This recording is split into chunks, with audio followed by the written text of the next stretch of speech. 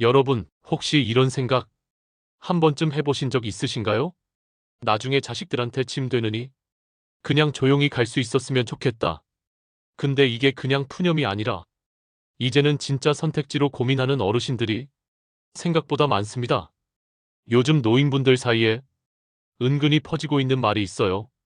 아프지 않게 조용히 깔끔하게 가고 싶다. 그게 바로 웰다잉입니다. 웰빙은 익숙하시죠? 이젠 웰다잉이라는 말까지 나옵니다. 그런데요, 이 웰다잉의 핵심에는 안락사라는 단어가 슬며시 숨어 있습니다. 네, 그 민감한 단어. 죽음을 스스로 결정하는 선택. 근데 현실은요, 그렇게 간단하지도, 그렇게 허락되지도 않아요. 왜 안 되는 걸까? 다른 나라에선 되는 걸 왜 우리는 못할까? 정말 필요한 사람한테도 왜 금지일까? 오늘 영상, 이 질문에 대한 답을 제가 의사의 시선에서 풀어드리겠습니다. 자극적이지만 중요한 이야기. 중간에 나가지 마시고 꼭 끝까지 함께 해주세요. 요즘 병원 진료실에서 정말 자주 듣는 말이 하나 있어요. 선생님, 그냥 아프지 않게 조용히 갈 수는 없나요? 예전엔 이 말이 농담처럼 들렸는데 이젠 진심이 섞인 절박한 말이 됐습니다. 웰다잉이라는 건요, 단순히 예쁘게 죽자는 말이 아니에요. 존엄하게 내 뜻대로 죽자는 아주 인간적인 바람입니다. 노년의 삶이 길어지면서 생명은 연장됐지만 삶의 질은 오히려 떨어졌다는 느낌. 이게 바로 핵심이에요. 매일 병원 다니고 약 봉지에 파묻혀 살고 몸은 움직이기 어렵고 자식은 바쁘고 이럴 바엔 그냥 고통 없이 마무리하고 싶다는 마음 어르신들께선 충분히 가질 수 있습니다. 실제로 2023년 한 여론조사에 따르면 65세 이상 한국인의 71%가 존엄사를 원한다고 답했습니다. 이건 단순히 개인의 선택이 아니라 사회 전체가 마주해야 할 문제라는 뜻이에요. 삶을 마무리하는 방식조차 스스로 결정할 수 없는 현실. 이건 누군가의 인생에서 가장 중요한 선택을 가장 무력하게 만드는 일이기도 합니다. 그리고 그 무력함이 우울증, 자살 충동, 심지어 가족 해체까지 이어질 수 있다는 게 문제입니다. 그러니까요, 이건 단지 죽음 이야기가 아닙니다. 어떻게 살고 싶은가에 대한 이야기예요. 죽는 게 무섭지 않아요. 그 전에 아파서 질질 끌게 될까봐 그게 더 무서워요. 이 말, 정말 수많은 어르신들이 하시는 말입니다. 죽음 자체는 자연스러운 일이에요. 그 누구도 피해갈 수 없죠. 하지만 그 죽음이 끝없는 통증, 의식 없이 누워있는 시간, 가족의 부담으로 이어진다면요? 그건 죽음이 아니라 고통의 연장입니다. 특히 암 환자분들 이야기 들어보면 진짜로 두려워하는 건 암세포보다도 그걸 버티게 만드는 통증입니다. 모르핀도 듣지 않는 극심한 통증, 숨을 쉬는 것조차 괴로운 순간, 그때 사람들은 묻습니다. 왜 이렇게까지 버텨야 하죠? 그게 바로 안락사라는 선택지를 고민하게 되는 이유입니다. 죽음을 앞둔 순간 사람답게, 존엄하게, 아프지 않게 떠나고 싶은 마음. 이건 나약한 선택이 아니라 용기 있는 바람일 수 있어요. 하지만 한국의 의료 시스템에선 이런 바람을 받아줄 틈이 거의 없습니다. 그저 생명을 연장하는 기계와 약, 그 안에서 무기력하게 누워있는 삶. 그게 정말 살아있는 것일까요? 이 질문에 우린 아직 답을 못하고 있습니다. 요즘 병원 중환자실을 보면 정말 많은 어르신들이 각종 기계에 의존해 계십니다. 인공호흡기, 영양관, 심장박동 조절기. 이런 장비들이 생명을 붙잡아 두고 있는 거죠. 하지만 그 생명은 고통이 없는 삶일까요? 아니요. 의식 없이 누워만 계시고 가족은 울면서 병원비를 걱정합니다. 그리고 그 상황이 몇 주, 몇 달, 심지어 몇 년씩 이어지기도 합니다. 이런 현실을 겪은 가족들은 말합니다. 차라리 편히 보내드리는 게 낫지 않았을까? 의사 입장에서도 참 괴로운 순간입니다. 생명을 지키는 게 의무이지만 그 생명이 고통뿐이라면 그건 누구를 위한 치료일까요? 세계보건기구 WHO도 삶의 질을 무시한 생명 연장은 비윤리적일 수 있다고 말합니다. 이미 여러 나라에서는 치료 중단이나 존엄사를 법적으로 허용하고 있죠. 스위스, 네덜란드, 캐나다 등은 환자의 요청에 따라 의료진이 존엄하게 삶을 마무리하도록 돕습니다. 그게 단순한 죽음의 허용이 아니라 고통의 마침표이기 때문입니다. 하지만 한국은 여전히 이런 선택을 법적으로 허용하지 않습니다. 그래서 더 많은 분들이 몰래, 외롭게, 아프게 죽음을 맞이합니다. 이건 사회가, 의료가, 그리고 우리 모두가 고민해야 할 문제입니다. 여러분, 스위스나 네덜란드는 이미 수십 년 전부터 의료 안락사를 법적으로 허용해 왔습니다. 그런데 한국은 왜 아직도 안 되는 걸까요? 가장 큰 이유는 법과 윤리의 벽입니다. 한국 형법 제252조엔 자살 방조제라는 조항이 있어요. 즉, 누군가가 스스로 죽도록 도와주는 것도 불법이라는 거죠. 안락사든 존엄사든 이 조항 앞에선 모두 금지된 행위입니다. 그리고 종교적인 이유도 있습니다. 기독교, 불교, 천주교 모두 생명은 하늘이 준 것이라며 스스로 마무리 짓는 건 죄라고 여깁니다. 그렇다 보니 정치권도 섣불리 법을 만들지 못합니다. 국민 정서도 아직 죽음을 선택한다는 개념에 불편함을 느끼는 분들이 많고요. 하지만 말이죠. 그 사이에 현실은 이미 바뀌고 있습니다. 매년 2,000명 이상의 어르신들이 의도적인 극단 선택으로 세상을 떠나고 있어요. 그분들 대부분 심한 만성질환이나 치매, 말기 암 같은 심각한 고통 속에 있었던 분들입니다. 그 말은 제대로 된 제도와 장치가 있었다면 선택이 달라졌을 수도 있다는 뜻이에요. 지금 한국은 죽음에 대해 이야기하는 것조차 금기시되는 사회입니다. 하지만 언제까지 외면만 할 수 있을까요? 고통 없이 죽을 권리. 이건 단순한 사치가 아니라 인간의 기본권일지도 모릅니다. 나는 괜찮은데 내가 누워있으면 가족들이 너무 힘들잖아. 진료실에서 이런 말씀하시는 어르신들 정말 많아요. 몸이 아파도 참습니다. 치료가 괴로워도 견딥니다. 왜요? 자식들에게 부담 주기 싫어서요. 한국의 의료비, 특히 노인 장기 입원 비용은 생각보다 훨씬 큽니다. 요양병원 한 달 입원비가 평균 13만 150만 원. 거기에 약가, 간병비, 병원 왕복 교통비까지 더해지면 가계에 큰 부담이 되죠. 그걸 잘 아는 어르신들은 이럴 바에야 차라리 하는 생각을 하게 됩니다.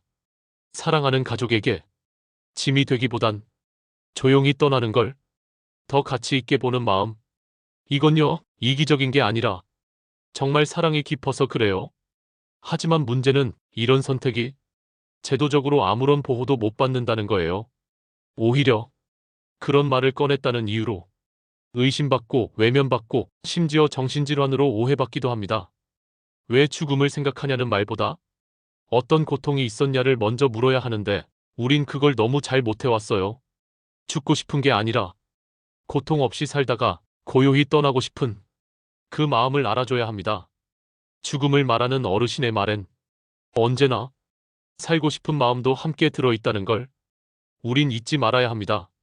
많은 분들이 존엄사와 안락사를 같은 말로 생각하세요. 하지만 엄연히 다릅니다. 그리고 그 차이를 정확히 알아야 이 문제를 제대로 고민할 수 있어요. 먼저 존엄사. 이건 치료 중단에 가까운 개념입니다. 예를 들어 회복 가능성이 없는 말기 암 환자가 인공호흡기나 심폐소생술을 거부하고 자연스럽게 생을 마무리하는 것. 의료진도 더 이상 연명 치료를 하지 않고 환자가 고통 없이 떠날 수 있도록 최소한의 조치를 취합니다. 이건 현재 한국에서도 연명의료 결정법을 통해 부분적으로 허용되고 있어요. 하지만 안락사는 다릅니다.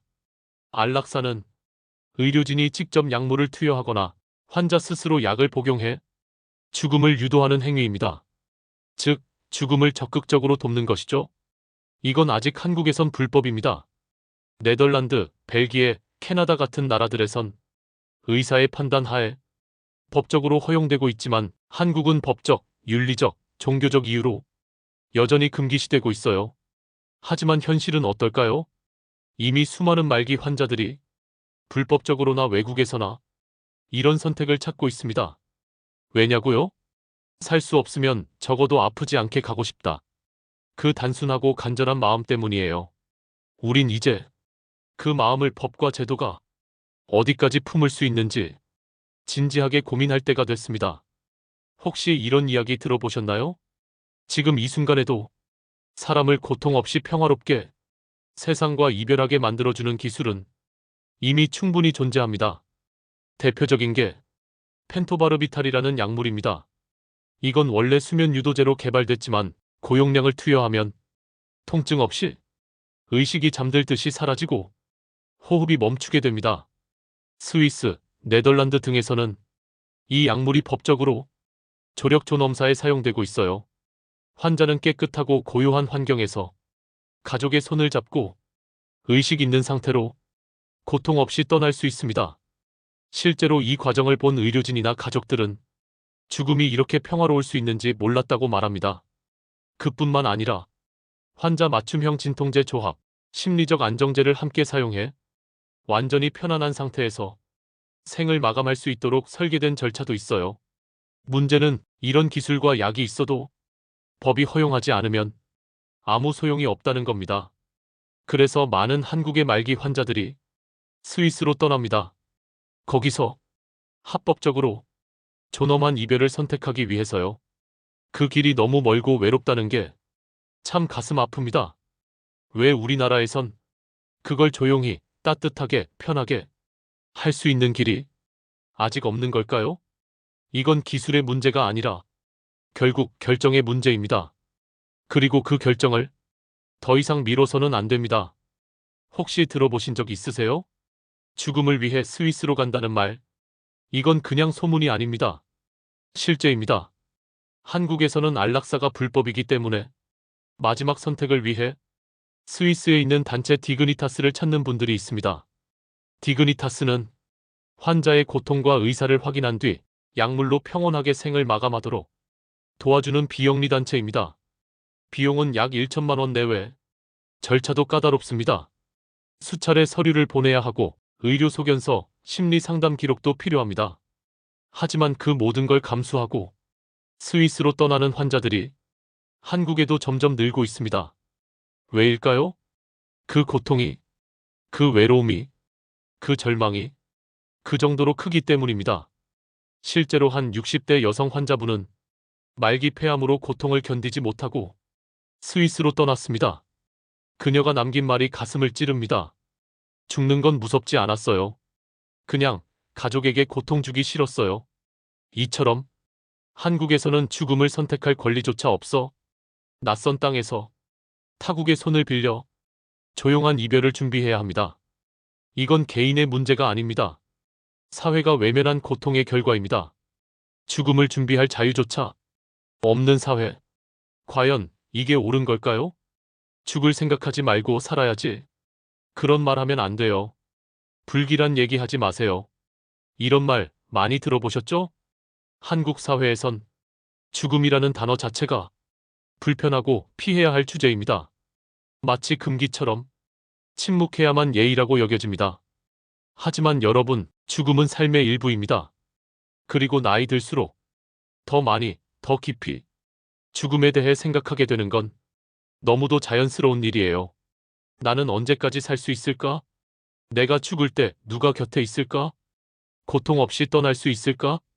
이런 질문을 하지 못하게 막는 건 삶의 마지막을 더 외롭고 고통스럽게 만드는 일입니다. 실제로 호스피스 현장에서는 죽음에 대해 솔직하게 말한 환자일수록 심리적 안정이 더 높고 가족과의 이별도 더 따뜻하게 준비된다고 합니다. 반면 죽음을 금기시하는 문화에서는 환자도 가족도 준비 없이 이별을 맞고 평생 후회를 안고 삽니다. 죽음을 얘기한다고 죽음이 빨리 오는 게 아닙니다. 오히려 죽음을 제대로 이야기해야 삶을 더 의미 있게 살 수 있습니다. 우린 이제 죽음에 대한 대화를 두려워하지 말아야 합니다. 이건 공포의 주제가 아니라 존엄과 사랑의 이야기입니다. 죽음을 말할 자유. 그건 결국 내 삶을 어떻게 마무리하고 싶은가에 대한 가장 인간다운 질문입니다. 그렇다면 우리는 어떻게 아프지 않게 존엄하게 죽음을 준비할 수 있을까요? 첫째, 연명의료 결정제도를 알아야 합니다. 이건 말기 환자가 이 이상의 치료는 하지 않겠다고 스스로 선택할 수 있는 제도입니다. 국립연명의료관리기관에 사전연명의료의향서를 작성하면 내가 더 이상 원하지 않는 의료 행위를 거부할 수 있게 됩니다. 두 번째는 호스피스 완화의료입니다. 이건 단순한 임종 대기 치료가 아닙니다. 고통을 덜어주고 삶의 마지막을 가족과 함께 따뜻하게 보내는 전문적인 의료 서비스입니다. 세 번째는 죽음에 대해 가족과 대화하는 것입니다. 내가 원하는 마지막 모습, 어떻게 떠나고 싶은지, 연명 치료는 어디까지 원할지, 이걸 미리 나누는 게 나중에 가족에게 큰 선물이 됩니다. 마지막으로 가장 중요한 건 지금부터 생각을 시작하는 것입니다. 아직 건강하다고요? 그래서 지금이 기회입니다. 죽음을 준비하는 건 삶을 포기하는 게 아닙니다. 삶을 더 온전히 받아들이는 행위예요. 진짜 웰다잉은 어디선가 정해주는 게 아닙니다. 내가 직접 결정하고 준비하는 것. 그게 진짜 존엄입니다.